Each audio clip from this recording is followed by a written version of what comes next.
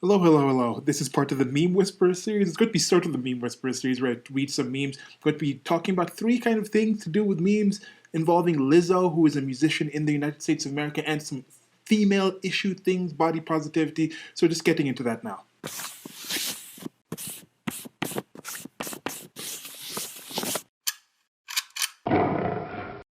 So thanks for being here. Meme Whisperer, as I mentioned, I look at different images and things and kind of break them down and analyze and just talk about things that I was thinking around them.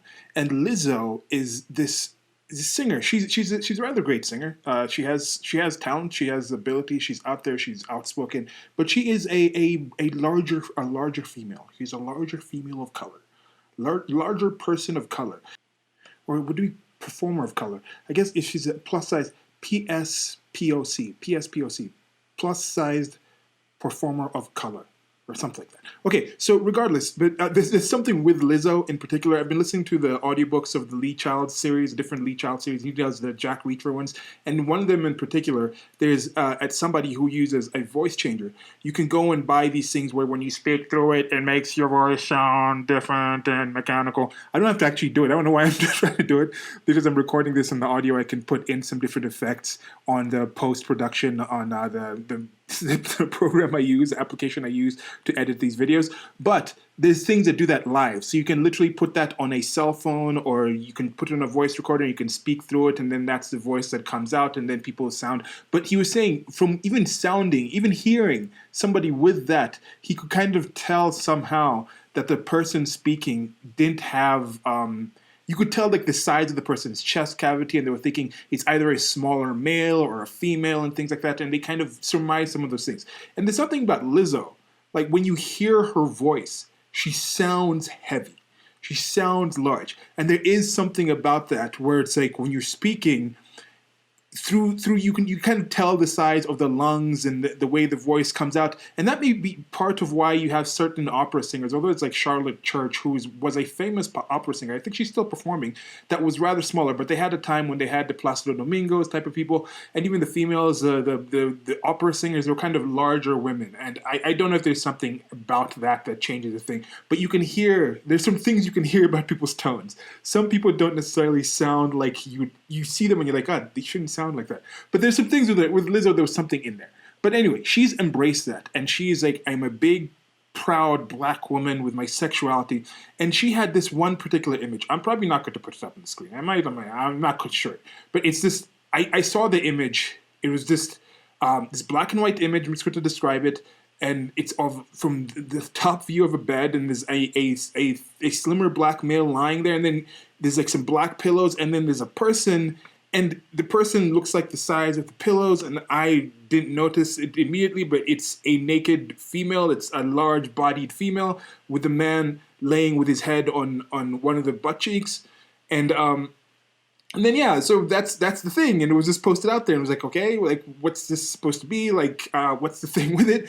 And with that, I was kind of thinking there is something with this body positivity type of fat acceptance thing, where it's not just fat acceptance. I am for fit awareness, body awareness, which is different than what the fat acceptance movement actually turns out to be. The fat acceptance movement seems to be like, I demand you to feel a certain way about me. Not that, hey, it's just okay to be the way I am, but how dare you try to infer certain things about the way I appear due to your own preferences. Instead, if I prefer to look this way, I prefer you treat me in this way. There's something in there that goes beyond what I think is reasonable. But there is something in there as well that I say people on the left, some certain people are the meme. They live out the meme. They're acting out the meme. They're like live action meme playing. Instead of doing the online Pepe type of memes, they live it out in their actions, in their bodies, in their physique. It's like kind of like a live opera play type of thing. It's like the theater type thing. They're doing a theater. They're acting something out, and keep that in mind. That's going to be the core thing that I'm going to be discussing when I talk about these next two memes that are kind of involved in this. But anyway, it turns out that image was actually by Lizzo. It was shared in a different group out of context, and there's something in there that's kind of interesting to me. Seems to be something in the black community in the United States of America. It's also there in the rest of the world in different ways. There is some kind of fetish for larger females, obese females, overweight females, BBWs, big beautiful women, or SS BBW, supersized big beautiful women. There doesn't really seem to be an inverse of that, of big beautiful men, SSBBMs, and things like that. There doesn't necessarily seem to be that from the female range of it. But then when you have some certain heavy people, they seem to be proud and think big is beautiful. But then they also go and find a fit man attractive, fit male attractive, or the fit male considers it positive to be fit themselves, yet searches out a large female. And this is going outside of the feeder type of people. And I'm wondering, where does this come from? Does it come from a thing where it's kind of programmed? Maybe you're growing up in an environment where many of the females who are adults in your environment are larger, so you kind of have that mapped out in your mind as that's someone who's going to be, when you think of a mother of my child, somebody to couple up with, that's kind of what you get in your mind. I'm not quite sure how that actually connects, but yeah. So now the first meme right here, I'm going to come back to one with actual the size of things, but this is something else that Lizzo recently posted. And it got me thinking about some things, because I'm wondering, okay, what is this? And it's up on the screen right now. And this is a post by Lizzo. Again, it says "Truth Hurts." Lizzo. I don't know if that's the name that she goes by, the tag name. There is something in there. It seems to be "Truth Hurts." Does the truth about fit awareness, body awareness, would that truth kind of hurt her, or does the truth of what happened in her life actually lead to her having certain issues with having a disproportionate amount of calories than your average human being? Because there's people who are starving and dying from it and being in unhealthy situations, and she is on the other end of that. I've talked about this in a separate video, how the United States of America and certain countries have a disproportionate amount of calories. There's a waste gap that's going on where they just have way more calories. And some people, a lot of the people in these kind of spheres say the wealth gap is bad. You have a certain percentage of the world has too much wealth, has too much money, more money than they need, while other people are poor and dying from lack of money. Yet you have people like Lizzo who have way more calories than somebody needs to actually have. Are they eating a living diet? There's people who don't have the ability to have a living diet. They're literally starving to death. So why should Lizzo and these other people have this excess of calories while other people starve to death? Are they privileged? Are they just lording this over? Should they redistribute their calories? I don't know. I think Lizzo has done her jobs. She's done her work. She's put in effort. And she's earned the ability to acquire those calories and consume them and have her body deposit them how she sees fit. It's not me to go there and tell her you have to stop eating. You have to redistribute these amount of calories to the poor black kids who are starving. She doesn't have to do that. That is her prerogative. She's an individual in that sense. I think that should be for her to decide. But anyway, so this says register to vote, damn it. And it has pictures 1, 2, 3, 4, 5, 6, 7. 7 different quotes here on different females. And these are quotes that President Donald J. Trump, the 45th President of the United States of America, who is probably going to win the second term in a landslide fashion here in Trump 2020 in November 3rd. There's going to be some reeing after that, and probably some more street violence and peaceful protesting and redistributing of the shared communal goods and things like that will be going on after that. But anyway, so she says, register to vote, damn it, and tell your friends. So she is part of this thing of getting people up, and I think that's a thing. I've talked about voting before, my stance on that. You can find that somewhere else. But yeah, I'm not against that. Yes, I am also pro as many people as possible coming out and talking. I want more people involved in the political sphere, because politics, whether you care about them or not, they care about you. It's going to influence you somehow or some way. Like you can say with something like sports, I'm like, we don't have to push people to understand sports. We don't have to push people to listen to like Lizzo's music and pop music and all these things. Like there's different things. It's like, do you really have to know that much about general scientific field? Do you really have to know too much about space travel? Not so much, because those are specific fields.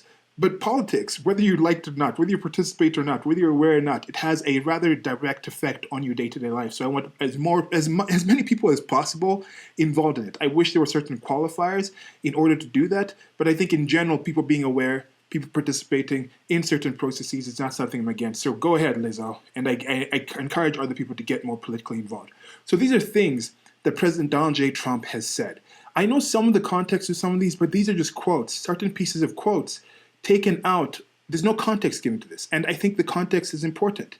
And that's the same thing when you look at somebody's body and you say, oh, look at that sumo wrestler. They're athletes. Look at these NFL players who weigh like 350 pounds, like 6'8". He's a top athlete. He gets paid billions of dollars. Lizzo's like, look at me. Like right now, she's like, I'm a performer. I'm dancing on stage. How many other smaller, thinner people can't do what I do? And yeah, that's a certain context. There's people doing it in context. In certain context, your body may be effective in a certain way. In certain contexts, when I was the same height that I was, when I was 100 pounds heavier, in the context of being a defensive lineman in a college football team, that had some positive actual context. I was a lot younger at that time. I was looking at different things in my life, but right now there's no real reason for me to be that size. And then the context is compared to what? Certain health things are just in general, but some people don't take things out of context and they just want to focus on one part of one thing that one person says in a certain way. So let's just take these. I've taken, 10 minutes before even getting to actual reading the memes? I guess it's kind of a meme. I've talked about the meme first. First one with like the Lizzo thing. I said they are the memes. So, okay, the first one, it says, young and beautiful piece of ass. And I'm going to be going and talking about some versions of this where I think some of these things are said about men or could be said about men, or it's not something that is very specific to females. And I think most people who are of voting age, like, because I'm saying she's posting this, and I think the implication is tell your friends to vote, because the more people vote, more popular vote means the more people will actually not vote for Trump. That's how you're going to lose. Trump is going to lose because more people are going to participate. That's not quite the thing, because people don't really understand the electoral college yet. Most of the people, it's going to turn out where it's like people in New York, they'll still vote. They'll still get the numbers. They could get enough people voting to match the numbers Hillary Clinton did. But when you have the electoral college, that's still not going to swing it. If you have majority Democrats areas who happen to live in the same locations are still going to get those states to just be more blue. Popular vote's not going to count. Electoral college is still going to go towards Trump. There's more enthusiasm for Trump. There's all these things involved in there. But people don't understand things. Again, the context. It's not just voting to participate. It's a process in this thing. But anyway, so I think the connotation is if more people vote, Trump will lose. That's not going to happen. It's not going to happen. So I think most people of voting age know this sort of people. When you look at the actual context of these things, know kind of females and males who say things like this, or they've said things like this, or who actually fit some of these things, fit kind of these occasions. There's things people have thought. It's crass. To most people, it's uncouth. It's not something people would say in polite company. Few people might say it within their friends. But then this is not really things. I don't think there's many people, especially when you're talking about the swing states, the amount of people that would actually swing an election, that would be sitting there and thinking, okay, I was going to vote for Trump until I saw this thing posted and I found out that he said these quotes. If anyone considered these quotes to be enough to not vote for Trump, I think those people would actually go in and look for the context, and when they saw these things in context, they would not care anywhere near as much as I think Lizzo thinks here. Now, I could be wrong. You could tell me if I'm wrong. But okay, so the first one is Young and Beautiful Piece of Ass by Donald J. Trump. Now, here is the context for it. I just found this on some Reddit. It was saying the Google title, and you can find the Google cache. I didn't find the direct link that worked. This was in Donald Trump Gets Small, a Harry Hart Esquire article in May 1991. Now, with all of these, there's also going to be some historical aspect of this where people say, oh, you can't treat a woman, you shouldn't treat a woman in a certain way because she's had recent history with men and behaving in a certain way. You can't call her a slut. You can't say this. You can't do this and this. She's just the same. Or she's had kids with other men. No, she's just the same as a completely single virgin. It's the same thing. You can't hold that against him. Oh, this person has a past history of criminal activity and this. No, you're supposed to deal with them in the actual situation. But then when it comes to someone like Trump, they go back and say, oh, what he said in 1991 completely defines who he is right now. Oh, white people, because some white people kept some slaves back in the day, that means all white people right now have white guilt and have to pay reparations. So there's a double standard there, but we'll just ignore that. I think what I'm going to be doing is try to get the context for these things. And this is a little long, but it's setting up the actual thing, and let's get into it. So given the kind of year he's had, Donald J. Trump might be forgiven a little ego candy. His net worth, once extravagantly overestimated at $1.7 billion, may be as low as negative $295 million. The Taj Mahal and some of his biggest real estate ventures are in various stages of bankruptcy negotiation. His Other two casinos, Trump Plaza and Trump Castle, are fighting to stay afloat. In fact, the castle only made its last bond payment in December because Trump's father bought $3 million worth of chips there and left them in the casino cage. He may still have to part with at least one of his three Atlantic City casinos before the year is out. Trump is similarly besieged on the home front. His bankers have put him on an allowance that limits his personal spending to $375,000 a month for the rest of the year and $300,000 a month thereafter. As of this writing, Ivana was demanding a hefty share of whatever liquid assets he may have left as a financial settlement of their divorce, at a minimum. Trump will have to pay her $10 million in cash promised in their 1987 nuptial agreement. His oldest son, Donnie Jr., is not on speaking terms with him, and Marla is pressuring him to propose in the wake of his highly publicized dalliance with model Rowan Brewer. One might think that the chill breath of potential collapse and enough tacky publicity to shame Pia Zadora might have taken the swagger out of Donald J. Trump. One would be wrong. You know, he muses, philosophically, as we return to our ringside seats after the grandstand tour. It really doesn't matter what they write, as long as you've got a young, beautiful piece of ass. But he adds, after a pause that suggests this is a distinction with a difference, she's got to be young and beautiful. Now, that's a part that's actually there. Now, there's a continued part here. What do you think of Marla versus Ivana? And I think these are the two different wives that he's had. Marla Maples, I think, is the mother of Tiffany Trump, and Ivana is the mother of Ivanka. And I think one of the other sons also, I think it might be Eric Trump. I'm not quite sure, or if Donald Jr. was also Ivana. I'm not quite sure with that one. Okay. Trump inquired of strangers he met on the ski lifts. What do you think of Marla versus Ivana? Trump inquired of strangers when he met on the ski lifts. He asked me the same question in a recent interview, then volunteered his own answer. You know, people have said that I am a 40-year-old married woman's worst nightmare. He said, I made Ivana a very popular woman. Before she was not popular. She was mean. People didn't like her. Now everyone loves her. I told Marla, you know, I can make you popular by going out with Rowan.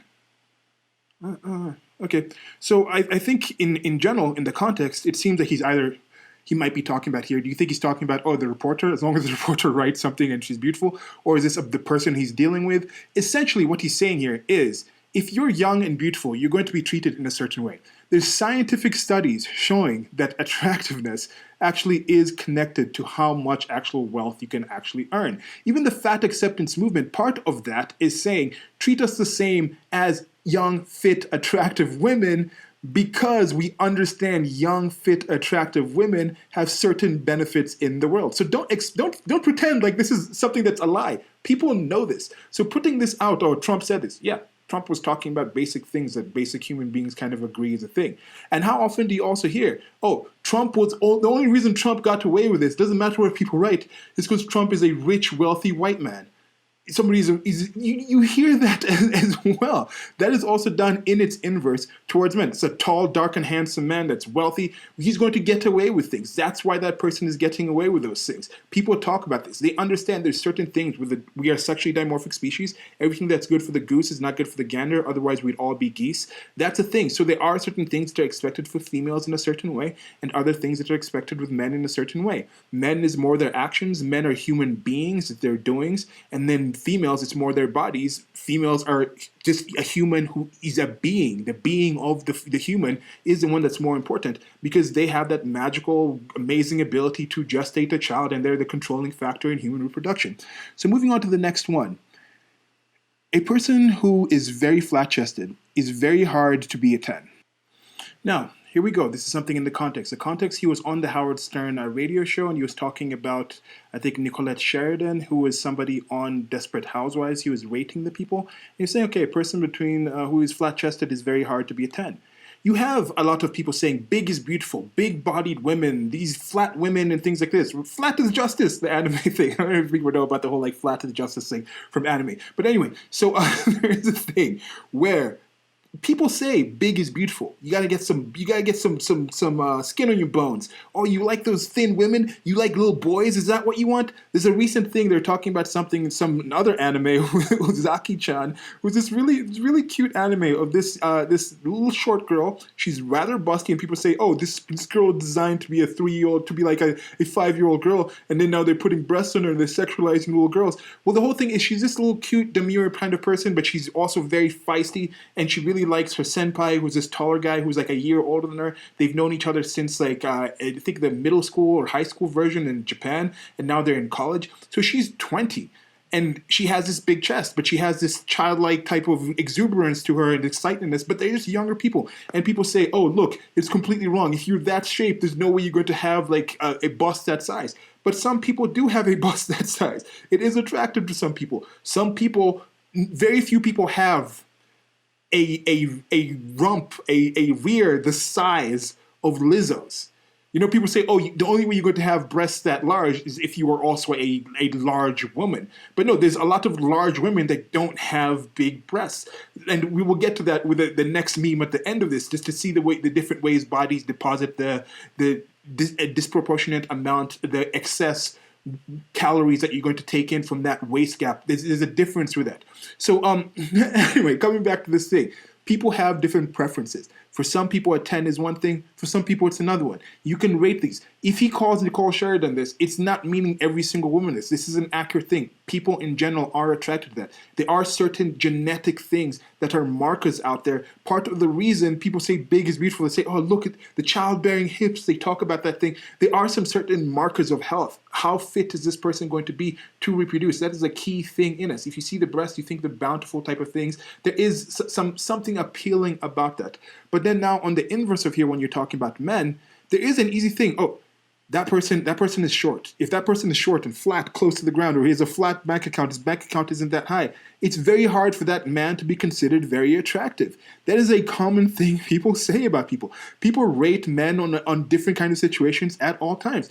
Donald Trump himself is rated on his weight and his size and his appearances and his boorishness. That is something that people rate Trump on the regular. And that is a thing that happens. So let's not pretend that this is exactly just something that is also just focused on females and isn't something that just human beings do in general. Okay, the next one. Blood coming out of her wherever. Now this one, I don't know. I don't know if the other one's going to be. I think the Rosie O'Donnell one might not. It's not going to be here. But there was one where he called Rosie O'Donnell a pig, and he was like, only Rosie O'Donnell. He was talking about specifically Rosie O'Donnell here. And then now that is something he was in one of the debates. Oh, I heard you called women pigs. He's like, only Rosie O'Donnell. That's going to be historical. It's going to go down. It's going to be like in museums in the 100 years in the future. People going through museums and watching them like, oh, man, the president of the United States of America called Rosie O'Donnell. They're never going to know who Rosie O'Donnell is at that time. But that's going to be how Rosie O'Donnell is remembered more than anything else she's done, probably. So anyway, so coming back to this thing, there is something about women also. We are diverse. Diversity is our strength. We're all these different people. I'm an independent and powerful woman. But if Donald Trump said one thing about one female, Rosie O'Donnell, or here talking about Megyn Kelly, he's talking about all women. He hates all women now. Stop with your collective nonsense. So okay, this was in a situation where it was actually in a debate. It was after the debate where he called O'Donnell, the O'Donnell thing came up and he pointed out that he called specifically Rosie O'Donnell a fat pig. And this is after the debate, he turned on Megyn Kelly, who Megyn Kelly had been badgering him with certain questions. I think Megyn Kelly was the one who asked him the question about those sexist comments and things like that. And then he said this, he was telling CNN, she gets out and starts asking me all sorts of ridiculous questions. You could see there was blood coming out of her eyes, blood coming out of her wherever. He retweeted someone calling her a bimbo. So that was something he said there. Now, this is apparently misogyny. People are like, oh, what is he talking about? What is he talking about here? Is he talking about her privates? Blood was coming out of her privates? Is that what he was kind of referring to here? He could have been. He could have left it out there. I think Trump has the intellect and the ability. People say, oh, Trump is an idiot. But at the same point, if somebody comes and says Trump is stupid, I'm like, okay, let's not discuss this. Because that man is not stupid. If he is stupid, then your supposedly best female candidate ever was unable, and all that support, they were unable to get over this stupid man. No, he at least give him the credit that he has some ability to do some capability. He's not dumb. He's above average IQ, if not very intelligent. He's not like, what is it? This is a stable genius. No, but he's still very capable. So that whole aspect, no. And he has this ability of saying some things. Maybe it's just the disjointed way he talks, cutting off ideas. But he says some things and then lets people fill it in with however they want to fill it in, and then people go in and they kind of make their own things about it. So with this one, there is that whole saying where people have blood coming out to their ears and their nose and their eyes and things like that when they're raging and things like this. So that could be simply this, where people want to take it out to that extra level and say it was specifically sexist. But there's often times when people say men are thinking with their penis. The blood is rushing to their penis and they're just raging and they can't necessarily think right because they're not thinking with their actual head. That is a regular thing that's said about men. Oh, men are raging. They're just these uncontrollable beasts. We need to control them. They need to be taught to do this, prevented from doing that because they don't think in the right way. That is a common thing said. So this whole idea of blood going out, coming out of eyes and things like that, that is a regular thing that people said. People know they have been in that situation. They have seen people in that kind of situation that he's talking about. Most people would see that and see he was talking specifically about Megyn Kelly and wouldn't take it as much of a negative as I think she thinks they would here. Okay, the next one. Must be a pretty picture, you dropping to your knees. Now this one seems more cut and dry, as this is a sexual connotation in this. And this was during The Apprentice. I think this was back in 2013, if I'm not mistaken. Let me double check here. So yes, earlier story is 2013. This was in The Apprentice, and he was saying this to one of the candidates. And The Apprentice show was essentially people would come on and apprentice for him and doing other kind of businesses. He was like the host of the show, and he was kind of the judge. He kind of decided things like, oh yeah, okay, you did well. You guys succeeded at doing this thing. You've earned this amount of money. And people would get careers off of that. They would either get signed to one of Trump's companies or just get some kind of publicity and then get signed on to another company. There was someone like Omarosa who was on that show, and then she actually became part of the Trump administration. So there was also Celebrity Apprentices where celebrities would come on, and this might have been in the Celebrity Apprentice thing, but this was a former Playboy model. Her name was Brandy Roderick. Now here they're saying some more context in this, that apparently behind the scenes he was talking about how he wanted to F her, to sleep with her and things like this. He'd been saying certain things to her, talking about how beautiful she was. And this, I guess, was after she failed at something. It says here that, this is from the New York Daily News, Trump's purported obsession slipped into the public eye when Apprentice contestant Bret Michaels, during one of the show's so-called boardroom sessions, described how Roderick had gotten on her knees and pleaded not to get fired. Yeah, there was a show he was like, you're fired. That's the thing they would say. So Trump, sitting adjacent from Michael and Roderick, was enthused by the image. Must be a pretty picture, you dropping to your knees, Trump said with a grin, making sexual implications that would be brought up by Fox News host Megyn Kelly 2 years later during the first Republican primary debate. And that is one of the connotations of this, drop, fall, sank to one's knees. This is from Merriam-Webster. Definition of drop, fall, sank to one's knees, to kneel down. She dropped, fell, sank on her knees, and begged for forgiveness. This is from Merriam. Now, I don't know if they're just trolling on purpose to use her instead of him and other things with this and that kind of situation, or this is just like, oh, females are generally weak, so they'd be the ones who are begging for forgiveness against some brutish male instead of having a situation where like a man could be dropping down to their knees to beg for forgiveness from being shot in the head, and men are the ones who actually receive more of the actual physical violence and things, or a man was in war and then the enemy was standing in front of him and he decided to drop to his knees and beg for forgiveness and not get shot. And so no, but anyway, they use that connotation here, so that is also there. He was actually responding to something that someone had said of an action that she had already done. So if you actually look at that context, I don't think, even if it is sexual, even if people are like, yeah, that's kind of icky, you old man saying this to this female, that someone could say that was icky. And then now this is from her herself. This is from an article in 2015. It said, but speaking to Inside Edition, Roderick, who is starring in upcoming series Four Kings, said she was not bothered by the comment. I kind of let it go in one ear and out the other because I've never had a negative experience with Donald, she said. So, that's from her. Now, again, she could be lying. She could be more interested in the Four Kings. There's a different climate that's been going on. People could feel, oh, let me just not say anything about this. Maybe her mind just blanked it out and things. It's just, oh, that's just Donald. It's harmless. She felt there was no threat. Or maybe she didn't understand. There is all these kind of things. So take it for what you are. This is what she said. This is what people can look at. And this is what I'm trying to say in this meme whisper thing, is when you actually look at what these things are, they're not going to sway people who actually look into it. You might think I'm a sexist, misogynist, pig, chauvinist, crap person, so that's why I don't care about these things. But I think I'm not really that intelligent. I'm not absurdly more intelligent than other people. I just have a lot of time to look at these things. I can just reason through some things and just assume that some people are not necessarily going to take these things as badly as you might think. Okay, now the next one is no longer a 10. Now, before we get into the context of this, back to that other one. The swap. Trump used to be a 9 and 8 when it comes to just generally kind of public politician or public figure that's known by somebody, not public politician. Once he became a politician towards the Republican Party, all of a sudden was hated. But this show was done back in, like I said, it was a very popular show.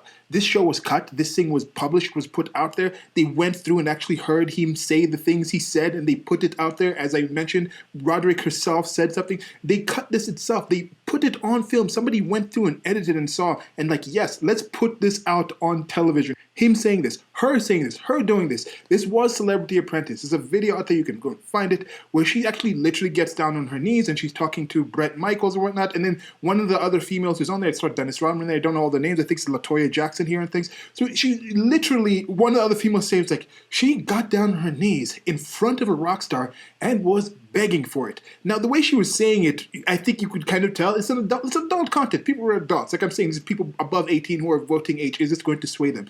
They hear that and they could kind of tell he was like, oh, because there is that whole thing of like, oh, you get down on your knees for rock stars and you get favors in that kind of way. And they're like, oh, I think there's kind of something where I can't believe she did it in this way. Doesn't she know the connotation in it? Or it could just be like begging for the knees because she's trying not to get fired. Somebody else even pointed this out. Another female pointed this out on the show. At the time, as I mentioned, there were some people, some reports that had come out saying, I can't believe he said that back then. But they didn't cancel him. They didn't ban him. That could have been a different atmosphere, a different time and things like that. But at the same point, people were still taking his political donations. People were still like, Trump is not literally that Austrian guy with a mustache that failed at being a painter and things like that.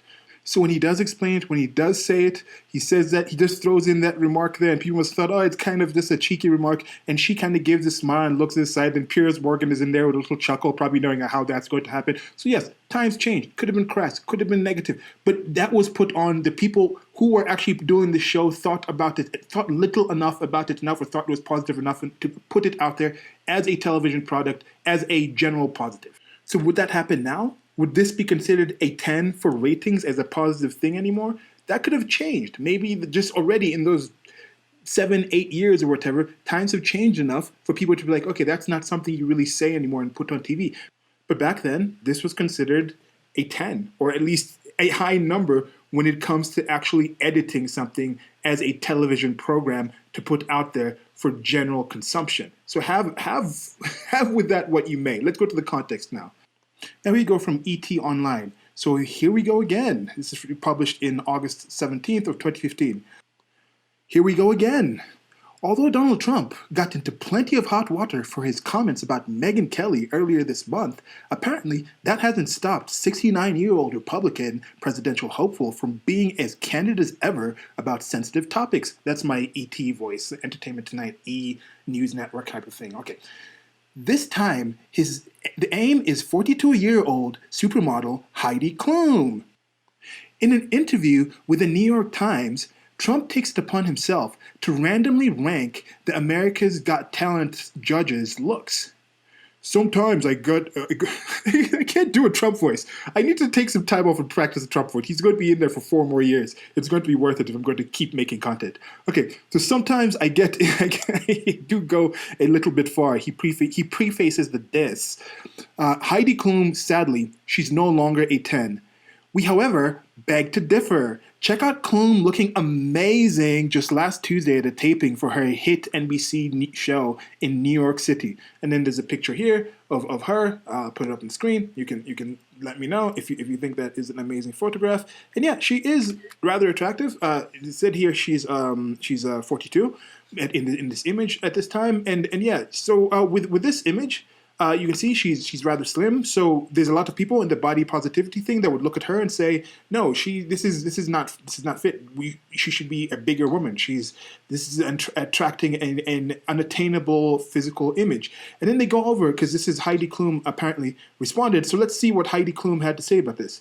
And of course, let's not forget her spectacular bikini bod she showed off this summer with her 29-year-old boyfriend, Vito Schnabel. Klum responded on Monday via Twitter with this hilarious video. Hashtag Trump has spoken. Hashtag sadly. Hashtag 9.99. Hashtag no longer a 10. Hashtag I had a good run. Hashtag Donald Trump. Hashtag Heidi Trump's Trump. Hashtag beauty is in the eye of the beheld, she wrote. So yeah, you see even there's a whole thing. It's like, yeah, people have the ability to say if somebody's a 10. You don't get to demand who the 10 is. And that is what I'm saying about the fat acceptance movement that I have an issue with, this body positivity thing. Feel however you want to feel about yourself. Feel however you want to feel about the content that I'm making here. Feel however you want to feel about what I'm saying here.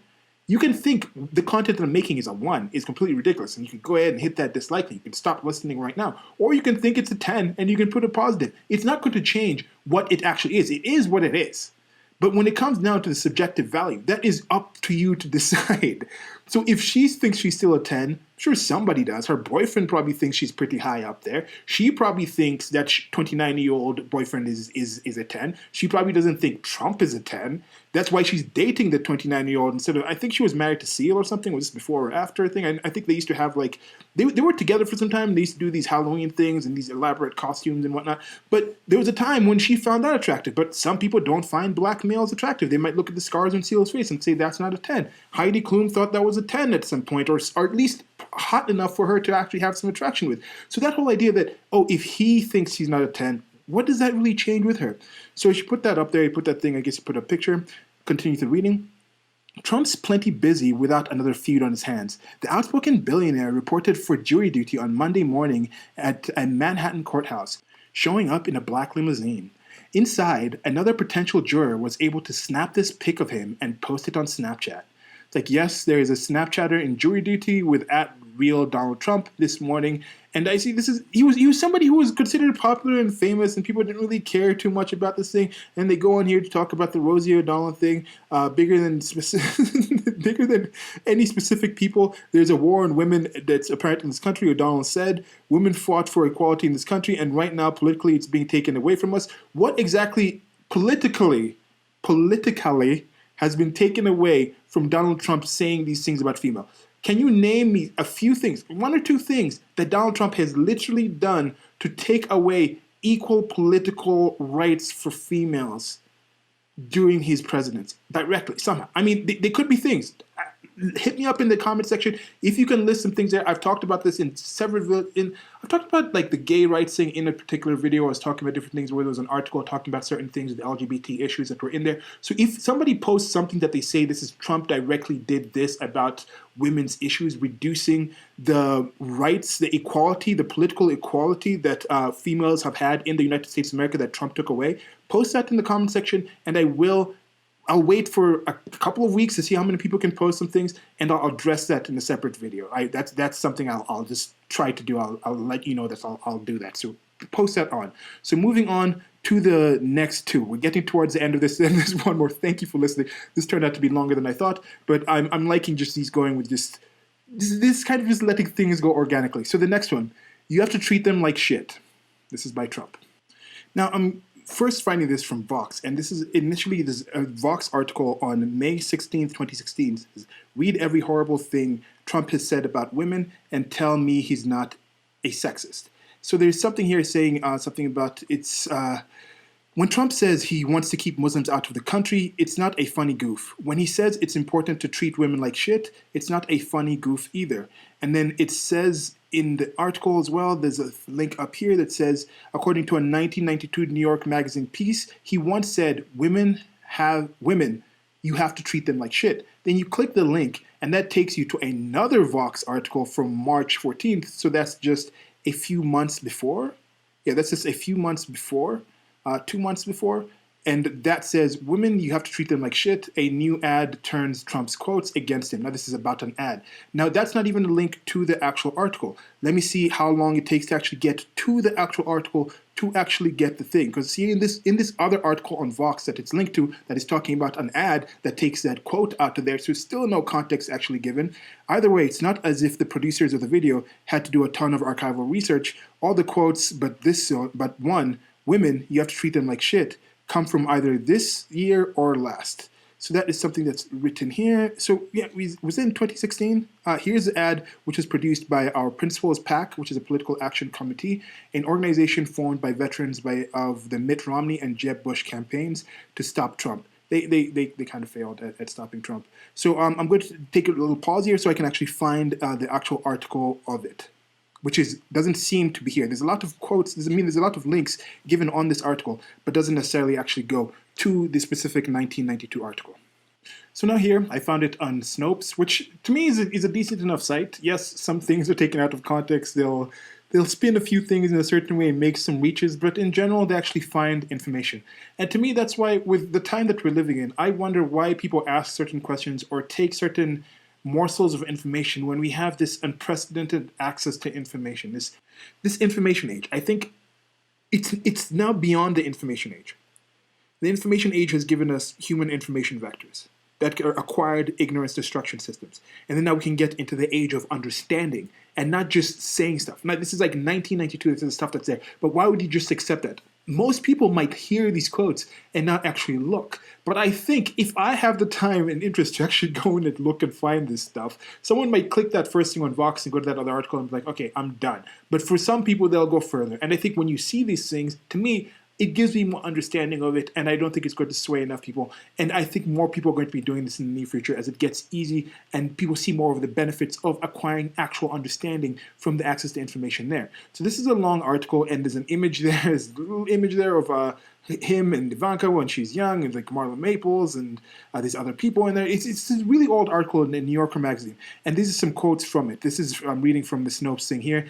But it's on Google Docs, the entire New York Magazine thing. There's a lot of things on Google Docs and other archive sites. There's many audiobooks that are on for free on YouTube and other sites and things like this. There's, I think, the Congress Library or something, the Smithsonian Library. Many sources have this tons of information out there. There's really less and less excuses for you to just be out there ignorant and things like that. Don't accept ignorance. Be aware of all the actual information that's actually available to make you healthier as in your mind, and your just mental health is wealth. Just there's a wealth of information out there. Knowledge is power. You can make it your power. So yeah, let's actually get into what's actually written here. And this is going to set up some context from something earlier in that article. And the article itself is titled, what is it here? Excuse me, I'm just scrolling up here. Fighting Back. Trump Scrambles Off the Canvas by Julie Baumgold. It's a couple-page article here, and it says, in the Atlantic City with the architect Philip Johnson. And so he was somebody that was a somewhat admired figure. And you could say the times were different. It was 1992, and this is a different person. But you look at also the way it is covered there. So people aren't saying, oh, everybody was celebrating what he was saying back then. But it was treated in a different way. So, okay, it says, he says outrageous things. The social people all kiss your ass if you're hot. And they're kissing hard now. If not, they think you're a piece of garbage. Now, with that is something that most people in high school have had a dynamic of that. The popular kids, the hot kids, the people who are made fun of. They understand that strata. And they might be something where they have an angst about that, and they're trying to pretend like it doesn't exist, but it is something that does exist. That is part of why fat acceptance is not simply just, I want to accept myself, but it's, I demand other people treat me as if I am attractive as the people that they find attractive. Like, the attractiveness should be the same. Big should be beautiful instead of just big is big. Big should be acceptable. That's whatever. Be big if you want, but you can't demand other people find that attractive. You can't reprogram. Yes, you can. That's another thing also there. There might be something there where people have experienced indoctrination and sort of mental reprogramming, so they're trying to do that to an extent. So there could be something in there. I'll talk about that separately. Okay, back to the reading. He likes to say things like this even when when the mics may be on. He boasts about having poured a whole bottle of wine down Marie Brenner's back after she wrote a story on him that he hated. His contempt for beautiful women who like to be abused is boundless. And he's full of stories of supermodels, women he might call 12s, not their size, clinging to the rock star's legs and rock star kicking them away. You have to treat them like shit. Because this is apparently said twice in this actual article. Now, with this one, when he's saying there, they say it here, his contempt for beautiful women who like to be abused. Now, this wasn't done in quotations like this is what he's saying. There seems to be an inference that the person writing this does admit that they are actually beautiful women who for some reason like to be abused. And in many cases, this is due to having abuse in their childhood. People who get abused find ways to rationalize these things. There are certain abusive behaviors that some people seem to welcome and accept in their life. I'm looking at my personal history. There were certain relationships and certain things that I would accept that would be abusive. There was a time I didn't care enough about my physical self, my own worth, and my potential future that I realized, yes, I was grossly obese, but that doesn't matter. I don't really have that good an opinion of my value for the future that it doesn't matter being healthy. Why should I even bother with this? I'm not worth that. Then it got to the point where I tried to fix some things in my mind, had some little crisis for some time, had friends around me that helped me out, happened to be in the right kind of situation, family, and different things. It could have gone a lot worse, but I climbed out of that and I'm trying to improve myself. There's this one really cute meme with a Pikachu that says, like, I'm not where I think I want to be, but I'm glad I'm not where I was in the past. I'm just paraphrasing, but it's a cute meme. It's wholesome, and that's kind of where I'm at. I know there's better things for me in the future, but I was in a lot worse places in the past, and there was things in the past that I took for granted that I was actually happy about, at least relatively happy about at that time, that now I realize are completely abusive. And if I was subjected to even a percentage of the things I would seemingly search out back then, I would consider that to be an abuse worth never talking to that kind of individual ever again. So that's something I'm saying. So that whole idea of some people accepting certain abuse, some people do want to be treated in a way that you consider to be a shitty way to treat somebody. Some people actually do think that is more positive, depending on many things that happened in the past. So now back to the reading. We're here about this is back when Snopes is writing to set up the next excerpt from the article, saying later in the article, Baumgold describes a car journey to Trump's Taj Mahal Casino in Atlantic City, New Jersey, in the company of Trump and renowned architect Philip Johnson, who Trump had asked to redesign part of the casino. Emphasis added. Emphasis added is the bold in this thing here. So it says, Philip Johnson looks at his watch. He's going to Berlin this evening to design a building at Checkpoint Charlie. And Checkpoint Charlie, I think, is one of the bases in Germany. And that is a big thing. That right now, currently, there's some current affairs type of thing as I'm recording this. There's talks about Trump pulling troops out of Germany, and there's been a massive amount of troops. At least that's one of the places that has the most troops outside of the United States of America stationed there. Things to do with NATO, it's more of a stopgap. Things to do with what happened after the World Wars. The World Wars are only 75 years ago, and there's also issues with, like, part of the reason European countries with their smaller populations and smaller sizes and things like that can spend so much on social programs is because NATO and the United States of America and things like that spend a lot on actually defending those places from the threats that they have in those areas, and also post-war and things like that. There's not really that much of a want to really get in a lot of wars and things like that. They experienced some really gruesome stuff back then. So there's some interest to that, how these things just go on. I think it's more like these are things that have been going on for a long time, the different relations and ins and outs and things like this, that we just didn't have access to as much information as we do today, as in 1992 as we do today, let alone 20 years earlier and things like that. Okay, so back to the actual quote from the article. Trump is talking about women and says, you have to treat them like shit. You have to treat them like shit. I need to get a Trump voice. You have to treat them like shit. Then you'd make a good mafioso, says Johnson. One of the greatest, says Donald, as the car glides through the protected pinelands into the corrupted city. So a few things here. He's ready with that boisterous nature of him. Like, I'm the best. I'm the greatest. We got the greatest this. I'm going to be the greatest mafioso. So there is that aspect of there. He's also talking about the corrupted city. Back in 1992, when talking about the good old days. No, people knew certain places were corrupted. Talking about this was driving into Atlantic City. So they understand there are some corruption. New Jersey still has a lot of issues. There's a lot of issues coming out of the recent issues with Rona Chan and the numbers and the figures and the money's going to different places. When you look at actual cases with voting and different patterns where there's been scandals and things like this, a lot of money and corrupt things going on. New Jersey, New York, Philadelphia, Pennsylvania, just those areas, things are known to be sort of corrupt. And these are also Democrat areas. It's not just a Democrat thing. It's not just a Republican thing. It's the nature of the state, the nature of the machine. Those are the kind of things there. So with this one, that's kind of out of context. It's talking about, okay, you have to treat them like shit. Is there anything necessarily in there that would somebody be like, okay, he's talking about all women here? I don't know.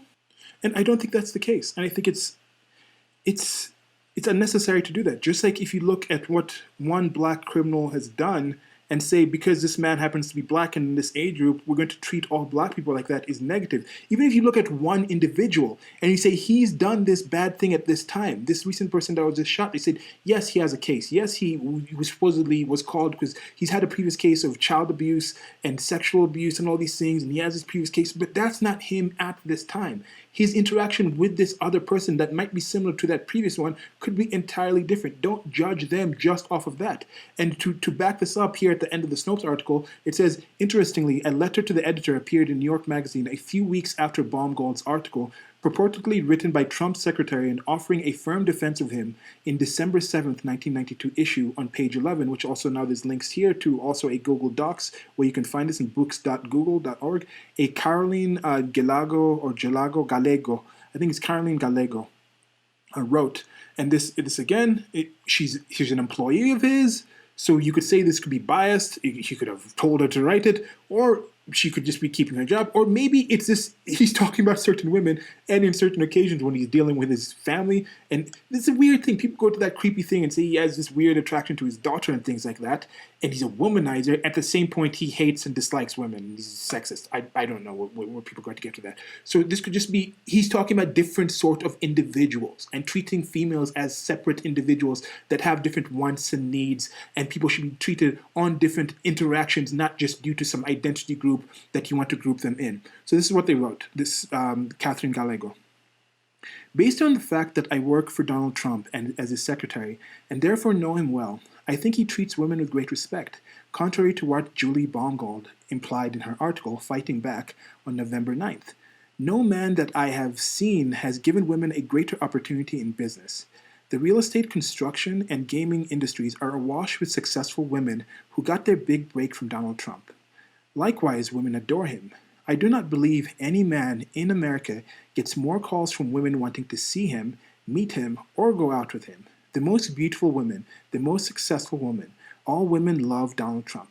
Caroline Gallego from Manhattan. Like the most beautiful woman, the most successful woman, all women love Donald Trump. Maybe he was ghostwriting this, some of the things that he said. So, or maybe you just get around certain people. When I'm around certain people, we go into like some certain lingo and we can vibe over each other. So maybe you're around somebody in enough sphere. Like there's this one song that Chris Brown and these other people is like sway where they're dancing at like a water park. And this one guy says, I think it's like Lil Turk or Lil Yachi. And he says like, if you spend time around me, you're going to start speaking like me. And there is something like that where some people are infectious and you kind of go along with that. So maybe they've caught on certain mannerisms, or this could just be him from being in the Bronx, from being in that area, having that slang and his way of talking that is not your typical political way of talking that people consider brash, that some people appreciate. So there could be something in that. Maybe that's just the way people talk in that area. The most this and most that, but they don't literally mean that. They literally mean figuratively. Now we're getting towards the end here. I got one more thing on this poster, then I'm going to get to the last meme, which is going to tie it up. But before, let me just finish up on the male aspect of this. You have to treat them like shit. There are some people, there's some very vocal people who say that men are shit. That men are not people who you're supposed to actually listen to. Oh, this man is demanding this. No, don't listen to what the man wants. You're supposed to demand things from the man. It's all about you. Put yourself number one. They're the ones who have to treat you in a certain way. There's nothing about you having to treat that person. Oh, that person's demanding those from you. No. That person believes that. Cancel them. Take them out of your life. That is crap behavior. They're a shit person. You're not supposed to actually take this from this person. That is a thing there. Now, that is based on different things, because of the behavior that person has. So is it possible that there's some people who act in a certain way, who present themselves in a certain way, that don't show they value themselves, let alone you, that you shouldn't treat them in a certain way as well? As we mentioned before, there are certain people who seem to want to be treated in negative ways. There's some people who seem to welcome certain things. And this is going even beyond the whole just sadomasochism thing, like in 51 Shades of Grey, which there are some people who are just outright, like they take pleasure out of being abused in a certain way. There's some people who just have, it's not like a victimology. There is something else that is in there. And I kind of think like some people treat their bodies in more negative ways. Like I was treating my body like shit. I just didn't care that much. And then that attracted other people who didn't care that much. Oh, you're binge drinking today? I don't care because I'm binge drinking as well. We're not going to discuss that this is an actual issue. We're not going to discuss the harm that this is doing to our body. Oh, you're not going to actually do that job? You're going to actually steal? You're going to lie about this thing? Oh, I'm not going to tell on you. I'm not going to snitch on you because I'm going to do that too. When I do it, I want to do it as well. Oh, your boyfriend or your girlfriend is hitting you, or you're hitting or being hit by your boyfriend. Oh, we're not going to discuss about that being a negative thing because I know when I I hit my boyfriend or when my girlfriend hits me, I don't want you bringing it up. So this is something that does happen that goes beyond just like, oh, you have to treat them like shit, and he's talking about all women. So this last one right here, we're not going to go into too much because you're going to understand this one. This one has been one of the famous ones. This is just a female. She doesn't have her bottoms on. It's just seen from the right below her and her waist, and it's written like grab him by the pussy with her hand over her genitals, over her private area. And this is the infamous one that was a tape. I think he was with Billy Bush, and this was on Good Morning America. And this was, I think, in there sometime in the 2000s, if I'm not mistaken, might have been like 2012 or something like that. And if I'm not mistaken, because this is one of the ones where when I first heard it, he definitely came out and made an apology video for this. It did leak during the actual 2016 election cycle. And he was talking about how certain women, when they look at you, when they see you in a certain way, and they find you attractive. First, it was stated. Let me actually get it for the actual full context. That's what I said I'd do here. We're going to go to the hour mark. Bear with me. The next section is going to be winding it up. But here, this is from Wikipedia. In the video, Trump tells Bush about a failed attempt to seduce Nancy O'Dell, who was Bush's co-host at that time, circa 2005 or 2005 of the recording. I moved on her and I failed. I'll admit it. I did try to F her. She was married. And I moved on her very heavily. In fact, I took her out furniture shopping. Man, this guy is on a different level. Furniture shopping. You know, there was that one song by who is it? It's like Chris Brown and Omarion and Jhené Aiko. Or is that Jenny Aiko? Jenny Aiko? I don't know. Supposed to be where she says you got to eat my booty like groceries. And so they've had that thing. And then when we actually get to the actual thing that's here, remember, current time, right now as I'm recording this, there's a lot of people who are praising Cardi B for a song, WAP. Wet ass something. Wet ass what you grabbed them by. So people acting like this is something that people shrink away from. And then Cardi B has an interview with Joe Biden, and somebody's interview with Bernie Sanders. She's being put out there. It's like, yeah, it's a problem. It's this and this is good. So this whole idea that people talk about that language and it's like, oh, I can't believe you talked about it. And it's, No, people don't care that much. So anyway, but the whole like groceries, people are like, oh, you got to eat my booty like groceries, where it's like, if some women, it's like, hey, you go out and you get groceries for them. That is a thing. Donald Trump is not just buying groceries for you to put in the fridge that you already have in your home. He's buying people furniture. That's some baller, millionaire level or some different stuff. I don't know how many people have gone out and taken people they were trying to like romance to buy furniture. So anyway, back to the reading here. Let's get back into this. So he's saying like, and I moved on her very heavily. In fact, I took her out furniture shopping. She wanted to get some furniture. I said, I'll show you where they have some nice furniture. I took her out furniture. I moved on her like a bitch. And I don't think he's saying that she's a bitch. I think he's saying I moved on her like a bitch. Whereas like just somebody says like, oh, that hurt like a bitch, like hurt a lot. Or like a bitch, like, oh, you're a bitch for doing that things. Oh, that's some bitch move, guy. Where like, oh, I can't believe you did it that way. It's kind of embarrassing for somebody to do it that way. That could be the context here, or maybe he's calling her a bitch. I don't know. You let me know. So, but I couldn't get there. And she was married. Then all of a sudden I see her. She's now got the big phony tits and everything. She's totally changed her look.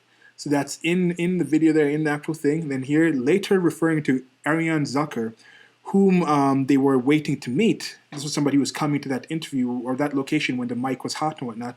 He says this, I better use some Tic Tacs, just in case I start kissing her. You know, I'm automatically attracted to beautiful. I just start kissing them. It's like a magnet, just a kiss. I don't even wait.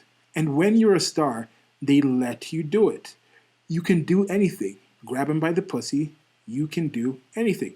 So that is the actual context of it. Now you see it there. He does say here that he's automatically attracted. That's one thing I agree. That's why I'm talking about this fat acceptance type of thing. Some of that is just a general attraction. It's not that you definitely decide and you wake up one day and you're like, today I'm going to switch from liking 6 foot tall blondes who are fit and in shape, and I'm going to start liking now 5 foot tall, 400-pound women with small chests, and all of a sudden, and who are in their 50s. That's what I'm going to like now switch to, who have multiple kids. No, there's certain things that are you just are attracted to certain things.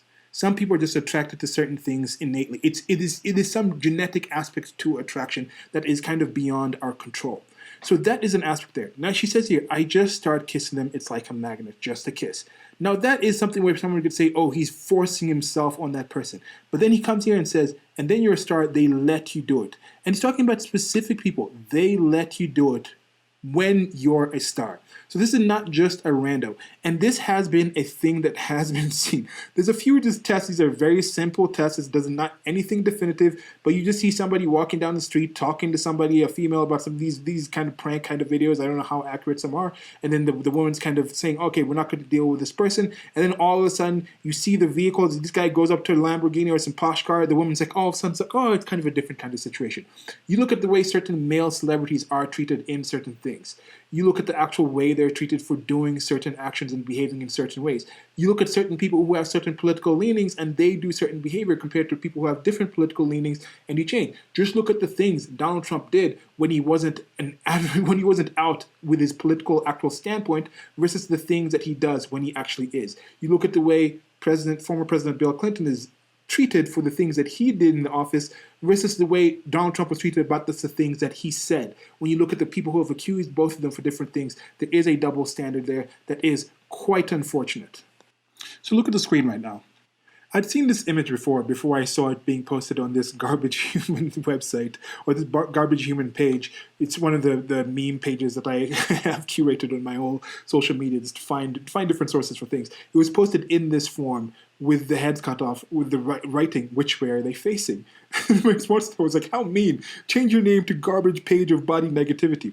But this is what I wrote when I reposted this, because there's something that I had noticed as well. So that aside, I did notice some of the diverse ways fat deposits around our diverse bodies. Majority of initial deposits go to the same places. For example, when we store the disproportionate excess of calories consumed in our arms, it's typically on the tricep area above the elbow. Then there are some situations in people who have this bicep fat above the crook of the arm. And I think like elbow pit would be a better term for that area. I think it's called this crook of the arm, but anyway.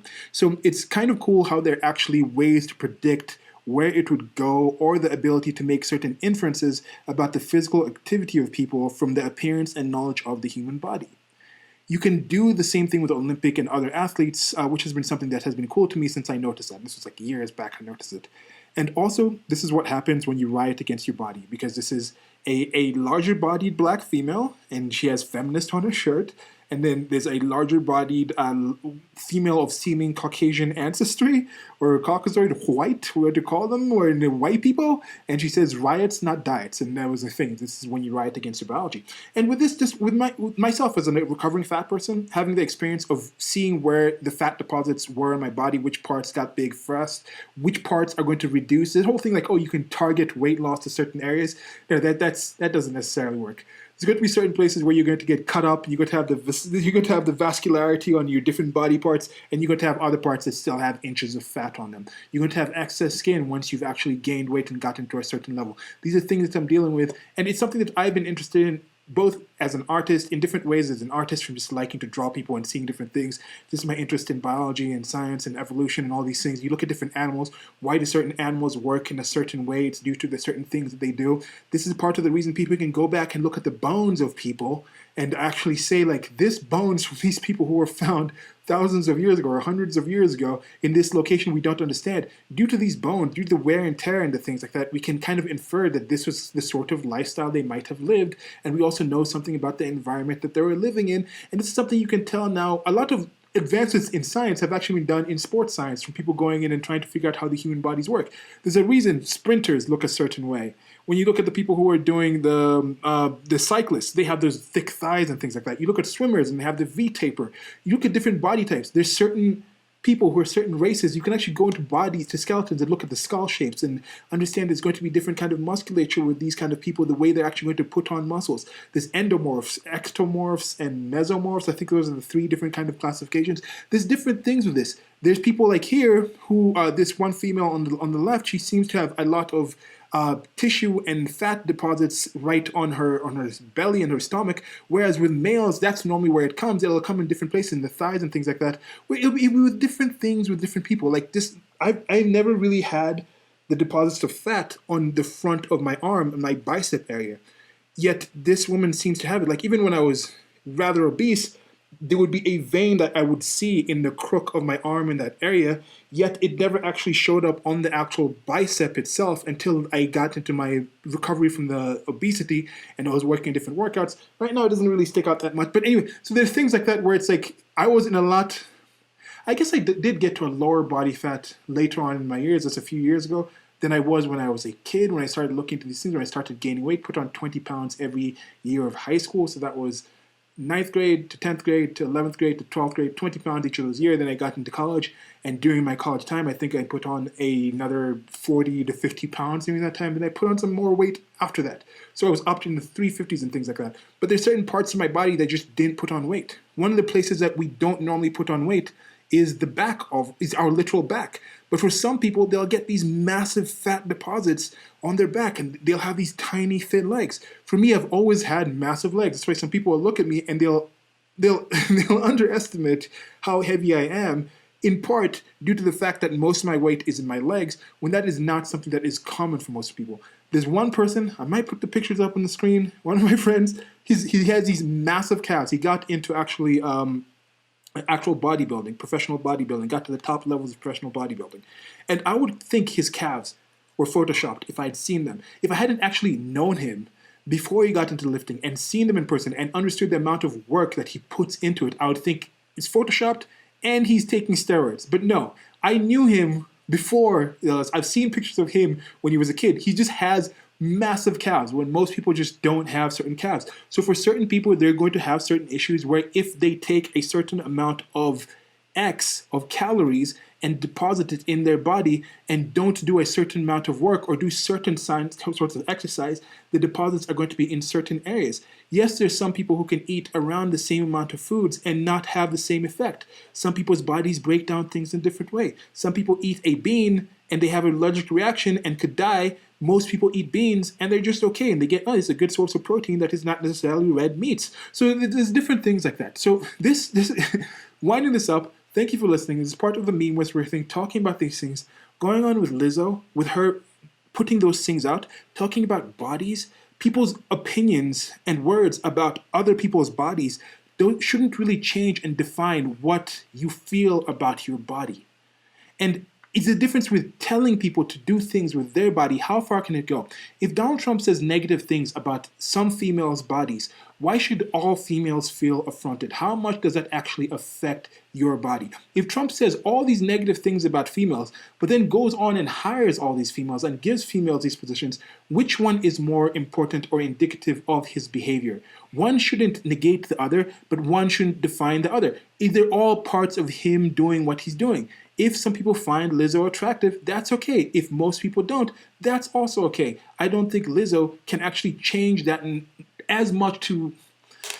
I don't know. Do you think she can? Do you think there is some programming where people are going into this indoctrination thing and trying to make people like fat women, and you think that's going to change around, where it's going to change, where people are like, oh, back in the time, like women used to be fat and robust. But some of this whole fat and robust thing, it's not necessarily true. This is not necessarily true. In some of these cases, it was in the past where people were a lot more demure and things like that, where like you actually couldn't have female models. So in some of those cases, it was just a male model, and then they put a female face on them. And in some of these people, it was still a very limited amount of people, and it was like the wealthy people. So when people are looking at it, oh, well, back in Victorian times, back in these times, large, robust women were considered attractive, so we need to bring that back. You're talking about a very specific group of women. You're talking about the top 1% of the 1% that was in the level to actually be sculpted, to be made, of images of them to be made. So you're saying the 1% right now is horrible, but then you treat us like the 1% was treated in the past. No, most humans back then were like most humans in places like in Africa, in Asia, and other countries that are not the first world, who don't have access to the excess of calories,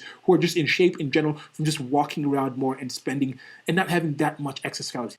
And one last thing here, with part of why obesity isn't necessarily that attractive is there is something, it's like wearing a covering. You're covering up different things that signify and show different things. You're showing something in itself by having that cover. And unfortunately for some people, it is something where something has happened in their past and they're making a shield to make themselves, to protect themselves from appearing in a certain way, from behaving in a certain way. And then you have some people who wear that shield and still want the attention, but I think it's like attention on their terms, rather being a reaction to some attention they received that was something that they feel might have been negative. There's many things that go into this, but with just some of the things, it's just certain signifiers of health. You just can't see certain things. This is signifiers. We're visual creatures. Signifiers of fitness, the shape of something. It's told by, like, if you put a present and you cover that present with different things, then somebody can't actually see what the present is and make an accurate understanding, or if they find whatever is in that package desirable. There is an aspect of that, and it goes further than that. If you put on this artifice onto your mind, onto your ideas, and not just speak honestly and what you're speaking about, I've had a separate video talking about, are we suffering from mental obesity, where there's junk information, where we put all these excess things and ideas instead of just focusing on what is of the actual accuracy of things. So there is an aspect of that, and I think with this image where you're seeing the fat deposits, you can't tell, like, the knees, it looks like the back of the knees, like, is that the butt? It's just a weird kind of thing where it's just not that attractive for most people in general. So that's it for now. Like, share, subscribe. Below, as I mentioned, if you can find something that Trump actually said, or Trump's administration has actually done to reduce female political rights, let me know and I'll address that in a video later on. Also on the screen is going to be some merchandise there from my merchandise store of the Femantis, and this one came from a female friend of mine that I met in New York City. She was over at the apartment with another friend of mine. We're working on some kind of project, and we're talking about what praying mantises do, how the mating process of that is, how the female eats the male. And I mean, everything in life, if you actually think about it, most things about reproduction, it might be convoluted, might be complicated, especially when it comes to humans, but it comes down to reproduction. So things with attractiveness, I mentioned before, with the weight, you can't necessarily see certain markers that normally show reproductive fitness. With the males, the reason it's resources, that's why females find males attractive, is because the males can produce enough resources and obtain enough resources for the female to be able to spend the time she needs to actually focus on gestating a child and raising that child and raising the viability of that child. That is something that is innately attractive. Wealthy men are going to be innately attractive. Taller men, that's a physicality aspect of it. There's something to do with taller men being able to protect. That's why you see, like, the red pandas stand up on their hind legs and do the things. Even bears do that thing. They stand up on their hind legs and try to appear big. Birds puff up and things like this. It's something about that size that shows the females in general. Part of why majority of relationships have, there's a lot fewer relationships with the females. I think it's like something like 95% of relationships, the females are shorter than the men. And that is the thing, because there's something with the protectiveness. They want somebody to feel like they can protect them. There is an aspect of that. There is something that's innately in there. So there is that aspect. Anyway, we were telling her about praying mantises, and she said, that sounds like a really good mascot for feminists. I was like, oh, yeah, I guess it is. Now, when it looks like this, with this image, somebody commented, like, without the heads, or you don't even have to wear the actual things in the shirt. You don't have to write feminist or riots, not diets. People were like, oh, you can kind of tell. So is there a certain appearance of feminists? Well, anyway, so there's links to the merchandise store. I like kind of doing that. I've had a lot of inspiration from females in my life. You might consider me Trumpian because, like, oh, despite my apparent making content like this where it's clear that I hate women and don't like this and this about them, a lot of women have done a lot of positive things in my life. I've looked up to them and they're amazing people. I'm opening up a store soon, a separate store with separate merchandise with a good friend of mine. She's also female. She's an amazing person. Going to be more on that soon. And I'm going to be doing more of these things where I tie in the actual designs and the art and the content that I'm making with the actual videos and other things that I'm doing with the merchandise and things like that. And that might also involve fewer videos, but more organized and tied in things, and I might bring other people involved in the different projects. But more on that coming soon. Till next time, like, share, subscribe. Goodbye. Hit the notification bells. Talk to you later.